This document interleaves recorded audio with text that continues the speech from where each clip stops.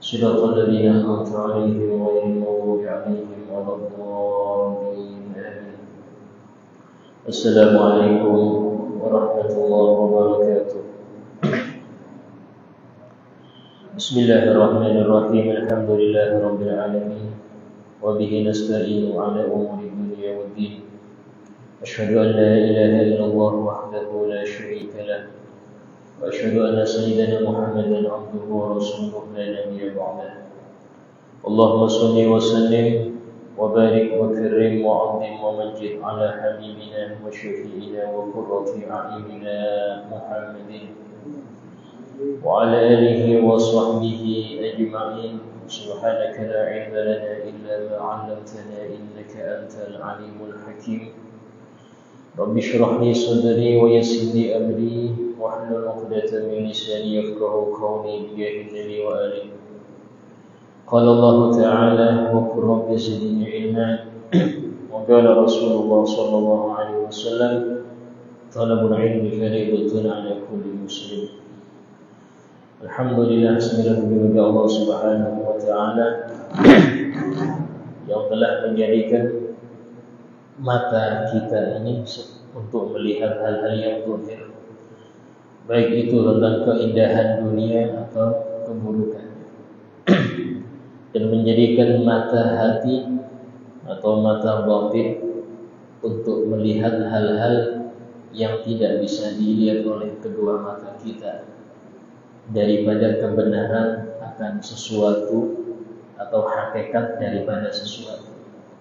Karena itulah tugas utama dari seorang hamba adalah membersihkan hatinya. Allah Ta'ala berfirman, qad aflaha man zakkaha wa qad khaba man dassaha. Sungguh telah beruntung orang yang mensucikan, membersihkan jiwanya atau hatinya, dan sungguh telah rugi, khaba, sia-sia ibadahnya, amalnya, mandasaha, orang yang mengotori hati dan jiwanya. Kenapa demikian? Karena hati itu adalah sesuatu yang bisa melihat hakikat. Orang-orang kafir disifati oleh Allah dengan buta, tapi bukan buta mata. Allah Ta'ala berfirman, innaha la ta'mal absar walakin ta'mal qulubul lati fis sudur. Innaha la ta'mal absar, mereka itu tidak buta mata, walakin ta'mal qulub allati fis sudur, tapi mereka buta mata hati yang itu terletak di hati mereka. Di sini orang kafir disifati bukan buta mata, tapi buta hatinya. Dan ini disebutkan dalam Al-Quran ayat yang lain. وَمَنْ كَانَ فِي هَدِي أَعْمَى فَهُوَ فِي الْآخِرَةِ أَعْمَى وَأَضَلُّ سَبِيلًا. Barang siapa yang di dunia ini dia buta, maka di akhirat dia juga buta dan lebih tersesat jalannya. Buta apa ini? Bukan buta mata yang zahir ini, tapi buta kebenaran. Buta ini bukan cuma menimpa orang-orang kafir. Orang yang muslim bisa mengalami buta ini, sehingga dia lebih mengedepankan dunianya daripada akhiratnya, karena dia buta. Coba dia melek, maka dia akan mengejar yang benar-benar keuntungan abadi daripada kebahagiaan yang semu dan sementara.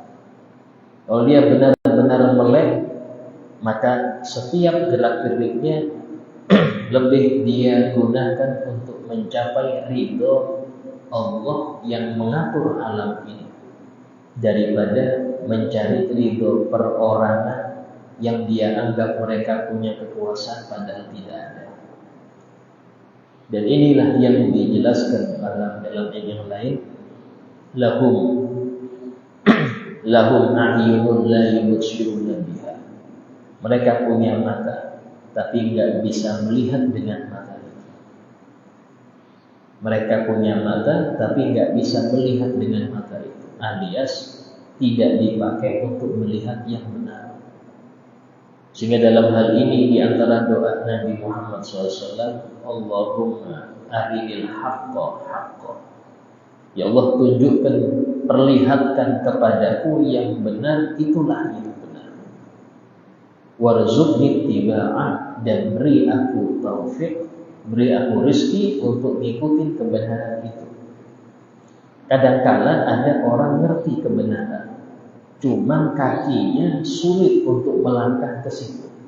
Kenapa? Taufik belum ada. Hidayah dapat, taufik belum ada. Kadang-kadang orang ngerti ini hak, ini batil, ngerti kalau buka aurat itu dosa, ngerti dia. Cuman tetap keluarnya nggak jilbaban juga.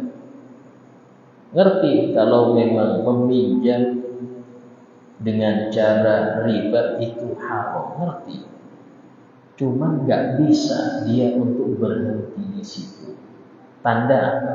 Dia taufik belum dapat. Mata hati kebuka, cuman taufik belum dapat. Ini mahal, taufik ini mahal, Pak. Karena itulah diantara doa Nabi, wa arinil batila batila, dan tunjukkan kepadaku yang batil, itulah kebatilan.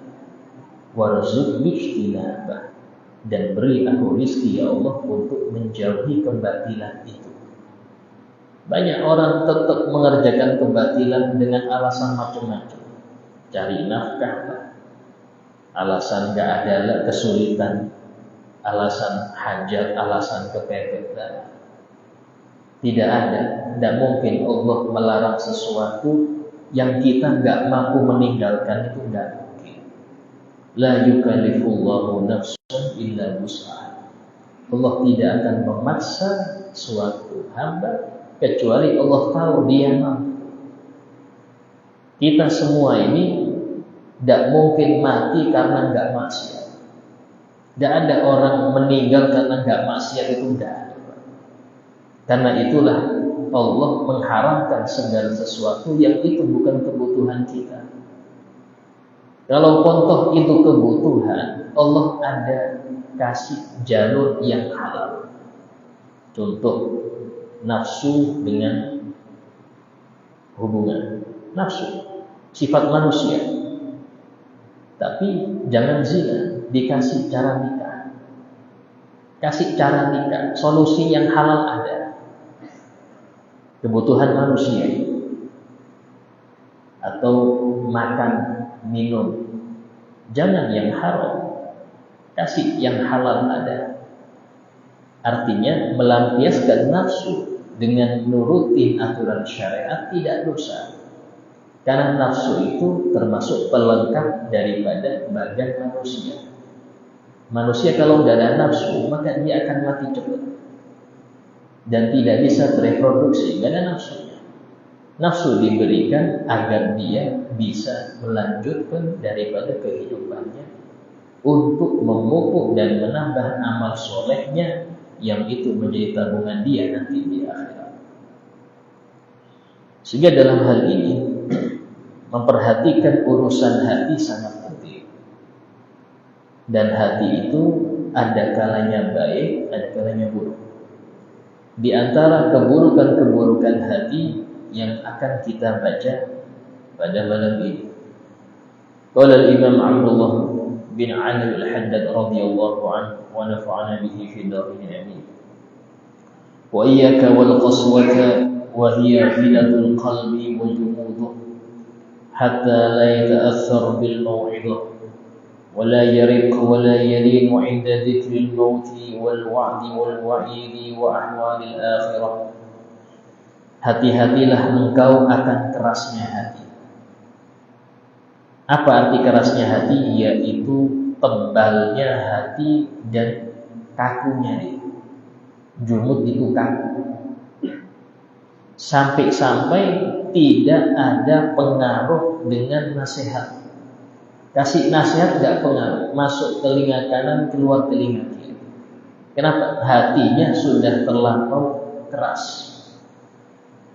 wala yariku, dan tidak menjadi lunak, wala yani, tidak menjadi lembut, inda dzikril maut, ketika diinginkan kematian. Pas dibahas kematian, dia cari bahas yang lain, jangan bahas mati lah, yang lain aja. Nah, ini biasanya ciri-ciri orang yang hatinya keras, gak mau alergi kalau bahas mati, alergi. Seakan-akan gak mungkin lah saya mati sekarang. Mengingkari suatu hakikat, yaitu apa? Kullu nafsin dha'iqatul maut. Setiap yang hidup pasti akan merasakan kematian. Itu dia singkirkan. Padahal hal yang pasti. Wal wa'di wal wa'id, bahkan tidak ada pengaruh ketika dibahas tentang janji Allah. Untuk yang beramal soleh, ada surga, itu tidak pengaruh. Atau ancaman, yang nggak sholat kayak gini, yang nggak zakat kayak gini, itu nggak pengaruh. Justru dia menjauhi majelis-majelis yang model ini. Dia jauhi. Kadang-kadang senangnya itu ya pikiran. Kadang-kadang godaannya situ. Saya kan ahli majelis, saya senang zikir, saya senang baca Yasin. Tapi pas membahas kematian enggak apa. Nah, ini berarti hatinya keras. Ya, dia anggap dengan zikir bisa lembut, padahal zikir itu cuma dia pakai alasan biar enggak hadir majelis yang bikin hatinya terbuka.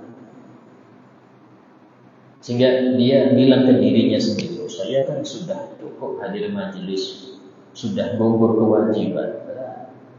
Majelis yang wajib itu majelis ilmu, bukan zikir, istighosah, sholawatan. Itu sunnah semua. Tapi tanpa ilmu orang gak bisa sadar hatinya.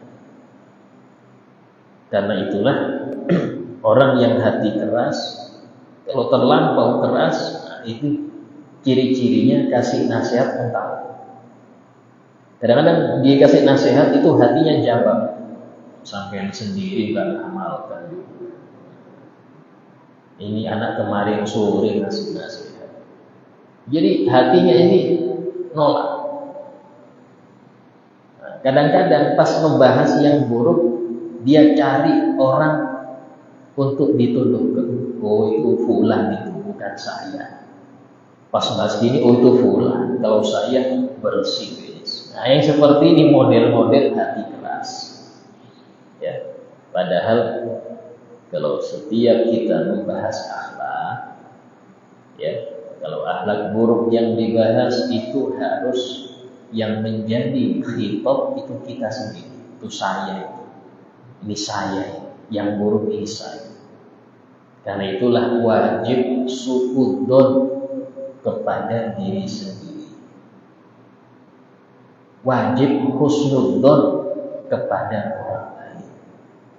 Prasangka baik pada orang lain wajib. Prasangka buruk kepada diri sendiri wajib. Jangan dibalik. Untuk diri sendiri anggap sudah bersih. Saya baik sudah, tidak ada cacat sedikit pun. Buktinya orang salaman terus, disenyumi orang banyak. Berarti tanda saya mulia di sisi Allah. Dan Anda lebih ngerti. Setiap orang lebih ngerti dalam rumahnya daripada orang lain. Setiap orang lebih paham isi rumahnya sendiri daripada orang lain. Orang lain puji rumah Anda, Masya Allah rumah sampean bersih betul, senang dia. Padahal dia ngerti rumahnya kotor. Ini seperti orang yang penyakitan dipuji sehat, dan dia senang dengan pujian orang itu. Alhamdulillah saya dibilang sehat, padahal dia bengek, dia banyak penyakit. Nah, yang seperti ini harusnya dia sadar diri bahwasanya yang lebih paham dirinya adalah dia sendiri, bukan orang lain. Jadi jangan silau dengan pujian orang, karena orang itu bisa jadi hanya pengen ngakratin diri Anda, sehingga nggak mau nyinggung Anda. Wa qala sallallahu Bersabda Rasulullah SAW, "Ab'atul asya' minallahi ta'ala al-qalbul qasih." Sesuatu yang paling jauh dari Allah Ta'ala adalah hati yang keras. Sesuatu yang paling jauh dari Allah Ta'ala adalah hati yang keras. Waqala SAW, dan Nabi SAW telah bersabda, "Minasyaqa'i arba'un." Di antara ciri-ciri celakanya orang di akhirat nanti itu ada 4. Ini harus kita periksa diri pribadi kita. Ada nggak satu dari 4 ini? Termasuk dari ciri orang itu celaka di akhirat ada 4 katanya. Pertama, qaswatul qalb, kerasnya hati. Ya, ciri-ciri keras hati itu biasanya ada tetangga meninggal, dia nggak sadar, istilahnya tidak mengambil pelajaran. Ini jatahnya fulan hari ini. Anda mungkin besok, mungkin minggu depan, mungkin bulan depan. Dia nggak ngambil itu. Bahkan kadang-kadang dia pinggul mayat ini, tapi bahas bisnis masih. Ini besok bisnis apa ya? Kadang-kadang nunggu Ustadz mentalkin, ini masih pikirannya bukan kepada kematian. Mikir cita-cita saya masih panjang, banyak hal-hal yang belum saya raih. Padahal yang dia lihat ini teman semua, tetangga-tetangga semua, nggak mikir di situ. Kenapa? Saking kerasnya. Karena itulah Nabi bersabda, "Udhkuru hadimil ladzat." Sering-seringlah ingat penghancur kelezatan. Apa itu? Kematian. Ya, sebanyak apapun Anda bekerja, mengumpulkan dunia, kalau sudah Allah bilang pulang, pasti pulang. Gak bawa apa-apa. Kalau sudah Allah bilang pulang, terus gak bisa. La yastakhiruna sa'atan wa la yastaqdimun. Gak bisa dia tunda sedetik pun atau dia majukan, gak bisa. Sudah ajal datang, selesai. Dari situlah kalau bahasa Indonesia itu menjemput ajal itu enak, Pak. Jemput ajal itu enak. Nanti siap dulu kita. Ini saya mau menjemput ajal nih. Kalau bahasa Arab, ja'ahul ajal, ajal yang mendatanginya. Artinya siap gak siap, harus siap. Tapi kalau bahasa Indonesia, menjemput aja, enak jemput aja. Nunggu siap dulu baru menjemput. Ini istilah kurang pas. Bahasanya kurang pas. Ya contoh apa? Pulang pergi. Ini kapan pulangnya kalau pergi lagi? Harusnya pergi baru pulang. Ini sedikit kritikan bahasa. Yang kedua, wajumudul ain, termasuk ciri tanda orang itu celaka, mata yang jarang menangisi dosa. Jumudul ain ini mata yang jarang nangis. Nangis untuk apa? Dalam suatu hadis Nabi menjelaskan, kullu ainin bakiyah yaumil qiyamah. Nanti semua mata itu akan nangis di padang mahsyar. Illa ainun bakat min khasyatillah, kecuali mata yang menangis karena takut kepada Allah. Wa ainun batat tahrusu fi sabilillah, mata yang dia ini begadang menjaga benteng muslimin, gak tidur menjaga benteng muslimin, menjaga keamanan muslimin. Yang ketiga, wa ainun waddat an maharimillah, mata yang dia gak melihat hal yang diharamkan oleh Allah. 3 mata ini gak mungkin nangis di padang mahsyar. Gak mungkin nangis. Kalau gak punya 3 mata ini, sebelum meninggal usahakan punya. Ya. Mata yang gak pernah nangis karena takut pada Allah, karena ingat dosa, karena rindu akhirat, karena rindu Nabi, itu mata tanda celaka. Nangis itu tanda hati lemah. Tapi nangisin apa? Nangisin utang lain lagi. Nangis lihat sinetron lain lagi, Pak. Bukan itu. Ini nangis yang bernilai ibadah. Sampai-sampai di sini dalam suatu hadis, kalau ada seseorang yang menangisi nasib umat, tengah malam dia nangisi nasib umat, lihat umat model ini, banyak yang nggak ngerti Allah, banyak yang nggak ngerti syariat, nangis dia. Maka niscaya Allah akan merahmati umat itu berkat tangisannya. Allah akan merahmati umat tersebut berkat tangisan satu orang itu. Karena itulah disebutkan di dalam ucapan Syekh Salman Al-Madani, barang siapa yang membaca 4 kalimat ini ya, setiap sebelum subuh, maka dia bisa mencicipi, artinya itu hampir dekat kepada kewalian akbar, wali yang tertinggi. Itu apa? Allahumma fir bi ummati sayyidina Muhammad. Ya Allah, ampunilah umat Nabi Muhammad. Allahumma arham ummat sayyidina Muhammad. Ya Allah, rahmatilah seluruh umat Nabi Muhammad. Allahumma jubur ummat sayyidina Muhammad. Ya Allah, tambahlah kekurangan-kekurangan umat Nabi Muhammad. Allahumma ansur ummat sayyidina Muhammad. Ya Allah, tolonglah umat Nabi Muhammad. Ini tanda perhatian ke umat besar. Itu dibaca tiap hari, maka orang ini, kata Syekh Salman Al-Madani dalam satu ucapannya, akan mencapai derajat wali. Tapi istiqomah. Kenapa? Karena ciri-ciri yang terbesar Nabi Muhammad itu rahmat kepada umatnya besar. Rahmat kepada umatnya besar. Gak tega kalau umat ini masuk neraka.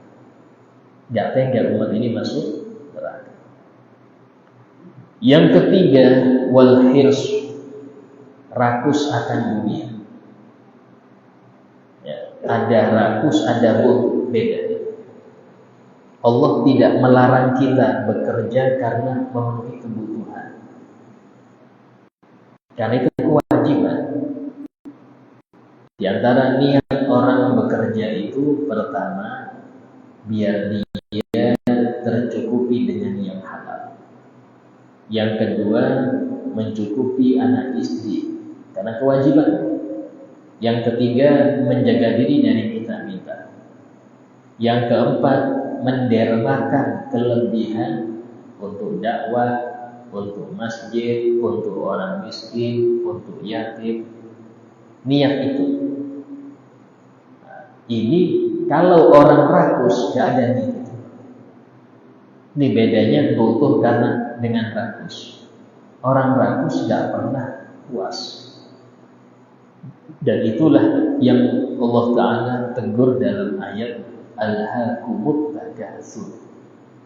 Bikin kalian lalai saling banyak-banyakan harta, banyak-banyak dunia. Kalau jabatan tinggi-tinggian, ya, jabatan ini gak harus di pemerintahan. Jabatan di masyarakat lebih kejam. Wah, ini lebih banyak pengikutnya, gak mau kalah saya, harus lebih banyak juga. Nyari jabatan di masyarakat. Itu juga dunia. Ya. Dan walaupun caranya cara ibadah, tapi tujuannya dunia, tetap gak ada nilai di situ. Ya, sama harta. Hatta zurtumul qabr, sampai kalian akan mengunjungi kubur baru selesai. Sampai meninggal baru selesai. Mencari karena butuh, mencari karena rakus beda. Yang Allah cela adalah kalau rakus, gak merasa cukup, ya. Sehingga tujuan dia nyari dunia sebagai batu loncatan untuk menuju akhirat itu sudah terlupakan. Yang dia cari memang tujuannya dunia bukan akhirat lagi. Nah, ini yang salah di situ. Yang keempat, watulul amal, panjang angan-angan. Angan-angan duniawi ya. Angan duniawi itu terlalu panjang. Itu tanda celaka. Alhamdulillah. Tanda celaka. Orang-orang dahulu itu banyak binasa karena mereka banyak angan-angan, akhirnya meninggalkan amal soleh. Menghayal kok, tapi tidak ada amal soleh. Kalau hayal kedudukan akhirat, pasti dibarengi dengan amal soleh. Tapi karena hayalnya ini kedudukan duniawi, amal soleh tersingkirkan. Yang baca Quran per hari sejuz tersingkirkan, yang duha tersingkirkan. Kenapa? Cita-cita dunianya terlampau tinggi, sehingga menghilangkan amal-amal yang harusnya dia tambahi. Nah, 4 itulah tanda celakanya seorang di akhirat. A'udzubillah min dzalik. Fahtaris min hadhil arba', maka kata beliau, hati-hatilah dengan 4 sifat ini. Kalau itu ada di hati kita, segera disingkirkan, karena itu penyakit kronis. Kalau tidak segera diobati, itu sampai akhirat akibatnya. Penyakit kronis dunia paling pun meninggal selesai. Tapi kronis hati ini repot. Sampai di kubur sakit, di mahsyar sakit, di hari pembalasan lebih sakit lagi. Kenapa? Karena ini penyakit hati yang menggerogoti iman. Wa fil haditsil akhir, dalam hadis yang lain, wa'lamu anna Allah la yaqbalu du'aan min qalbin ghafil. Nabi bersabda, ketahuilah bahwasanya Allah tidak menerima doa dari hati yang lalai. Lalai ini lebih ringan daripada keras. Ibarat kata gini, lalai itu tidur, dibangunin bisa bangun. Kalau keras mati, dibangunin gak bangun sudah mati. Kalau lalai itu ketidur, bangun, sadar. Itu hati lalai. Tapi kalau hati mati, gak bisa Pak, dibangunin kayak apapun, sudah mati apalagi. Sehingga cara menghidupkannya pun agak keras, agak repot. Tapi bisa hidup. Bisa hidup. Allah berfirman, "Awaman kana maitan fa ahyaina." Siapakah? Adakah yang mati? Kami akan menghidupkan. Adakah yang mati? Artinya akan menghidupkan Allah. Ya, bisa menghidupkan hati yang mati dengan perantara dia terakhir. Doa dari hati yang lalai itu tidak Allah terima. Pernah suatu kali ada seorang datang kepada Nabi Musa, "Ya Musa, ajari aku nama Allah yang paling agung, Ismullah Al-A'zam. Ajari aku Ismullah Al-A'zam," yang disebutkan dalam hadis, siapapun yang meminta dengan nama Allah yang paling agung pasti diijabahi. Diajari oleh Nabi Musa.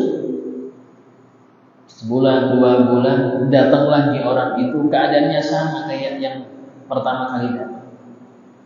"Ya Musa, aku sudah meminta dengan nama Allah yang kok enggak istijabah, enggak diijabahi." Maka malamnya Nabi Musa munajat, "Ya Rabb, fulan itu datang kepada engkau meminta dengan nama engkau yang agung. Kalau dia datang kepadaku, ya Allah, aku kasih. Masalahnya aku enggak punya. Dia datang kepada engkau. Kenapa enggak dikabulkan?" Ini Nabi Musa ini kalimullah, yang bisa bermunajat langsung, bincang-bincang langsung dengan Allah.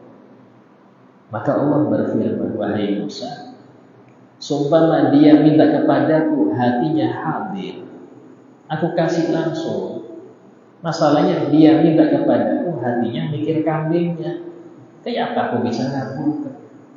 Nah, ini berarti di antara syarat kabulnya doa itu fokus dengan apa yang diminta. Doa amin, amin. Tapi mikirnya bukan di apa yang dibaca imam, mikirnya ke yang lain, tidak bisa dikabul. Tidak bisa dikabul. Karena itulah di antara faedahnya ngerti bahasa Arab itu doa itu Anda bisa fokus. Karena rata-rata doa bahasa Arab ya. Doa imam-imam dari manapun itu rata-rata bahasa Arab. Walaupun imamnya sendiri nggak paham bahasa Arab, yang penting bahasa Arab. Itu kalau ngerti artinya bisa khusyuk Anda, nggak lalai. Terus ya apa Ustaz, kalau saya sudah kandung nggak ngerti ini kayak apa? Maka hadirkan di hati Anda, setiap orang berdoa pasti meminta kebaikan dunia akhirat dan minta dijauhkan dari keburukan dunia akhirat. Itu aja fokus. Karena semua doa pasti nggak keluar dari dua itu. Minta kebaikan dunia akhirat atau minta dijauhkan dari keburukan dunia akhirat. Fokuskan itu aja. Tapi usahakan sambil Anda mempelajari doa ini artinya apa sih. Itu penting agar bisa fokus. Wal ghaflah dunal qaswah, dan sifat lalai itu masih di bawahnya sifat keras hati. Wahia madmumah, hati yang lalai itu tetap tercela juga. Ya. Dan arti hati yang lalai itu apa? Huwallazi la yastayqid wa la yatanabbah idza waradat alaihi al-mawaqif was-zawajir. Hati lalai itu hati yang tidak sadar dan tidak bangun kalau didatangkan kepadanya nasihat-nasihat dan ancaman-ancaman. Kayak angin lalu, sama kayak. Dan wala yadhafir ilaiha, dia tidak menoleh sedikit pun kepada teguran tadi.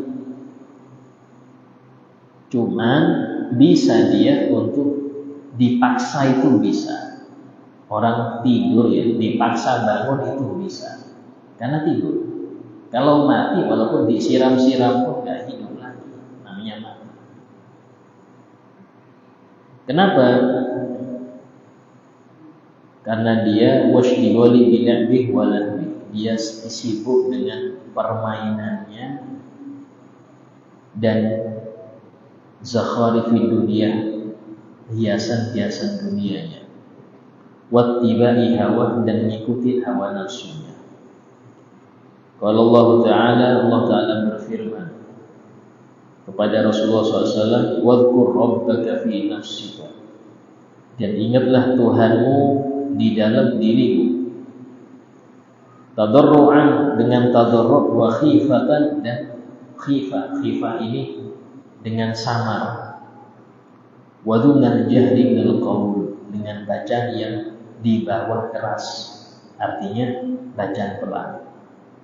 Bil ghudwi wal asal, baik itu di sore hari atau malam dan malam hari, di sore hari dan pagi hari. Wala takum minal ghafilin, dan janganlah engkau ya Muhammad menjadi orang-orang yang lalai. Di sini arti atau untuk menanggulangi lalai itu dipaksa diri sering zikir. Zikir itu gampangannya ya, kalau mau sampean bingung zikir apa Ustaz, bacaan yang Nabi baca setiap keadaan. Nabi bangun tidur baca, ada. Melepas pakaian apa bacanya? Bismillahirrahmanirrahim. Masuk kamar mandi baca. Keluar kamar mandi baca. Pakai baju, alhamdulillahilladzi kasani hada wa razaqani min ghairi haulin minni wala quwwah. Berwudu baca, ada baca wudu banyak. Ya, salat jelas itu zikir. Nanti Anda keluar rumah baca, ada bacaan kurma. Bismillahirrahmanirrahim. La haula wala quwwata illa billah. Berkendara baca apa baca kendara? Kendaranya kemana itu? Ke masjid, ada bacaan menuju masjid. Kalau Anda setiap kegiatan yang Nabi ada bacanya Anda baca, itu Anda masuk orang yang enggak lalai. Anda masuk orang yang tidak lalai. Cuman saya, kebanyakan kita hafalnya waktu TK dulu. Insya Allah waktu TK hafal semua. Masuk SD hilang. Yang SMP wajib pun kadang-kadang tidak. Ini tambah meningkat. Ya. Yang hafalannya bukan doa lagi, hafalannya rumus. Sudah sibuk dengan rumus ini, rumus itu. Sementara yang harusnya dia amalkan. Jadi kalau ingin hafalan kuat itu diamalkan, praktek. Apalan itu bukan cuma untuk Anda setorkan, itu biar Anda amalkan. Ya, memang anak kecil cepat meresapnya, tapi kalau tidak diamalkan cepat hilang. Nah, kalau mengamalkan itu, mau makan habis makan, mau minum habis minum, itu diamalkan semua, insya Allah Anda termasuk orang yang ahli dzikir tanpa tasbih. Apalagi kalau ada istighfar 100 kali, ada tasbih subhanallah bihamdihi 100 kali, itu dikit-dikit dari Nabi. Jadi apalagi seperti itu sangat besar. Insya Allah kita lanjutkan kajian kita tentang masalah hal-hal yang merusak hati pada pertemuan yang datang insyaallah. Al-Fatihah billahi wa fi dhulub yusuyub yashkurub tahhirul qulub yamla'ul juyub bijilid kull mahbub yusahil kull matlub wa Allah yashful ahwal wal aqwal wal af'al bijahi maula bilal sayyidina Muhammad sallallahu alaihi wasallam. Al-Fatihah. ربنا لك الدين إياك وإياك نستعين اهدنا الصراط المستقيم صراط الذين أنعمت عليهم غير المغضوب عليهم ولا الضالين آمين. بسم الله الرحمن الرحيم الحمد لله رب العالمين اللهم صل وسلم على سيدنا محمد وعلى آله وصحبه أجمعين. ربنا انفعنا بما علمتنا رب علمنا الذي ينفعنا رب فقهنا وفقه أهلنا وقرباتنا في ديننا رب وفقنا وفقهم لما ترتضي قولا وفعلا كرما ورزق كل حلال دائما وأخذ أتقياؤنا ما نقضى بالخير فكل شر ربنا واصلح لنا كل شؤون وقر بالرضا منك العيون وقض عنا ربنا كل الديون قبل أن تأتينا رسل المنون ربنا آتنا في الدنيا حسنة وفي الآخرة حسنة وقنا عذاب النار وصلى الله على سيدنا محمد وعلى آله وصحبه وسلم والحمد لله رب العالمين. السلام عليكم ورحمة الله وبركاته.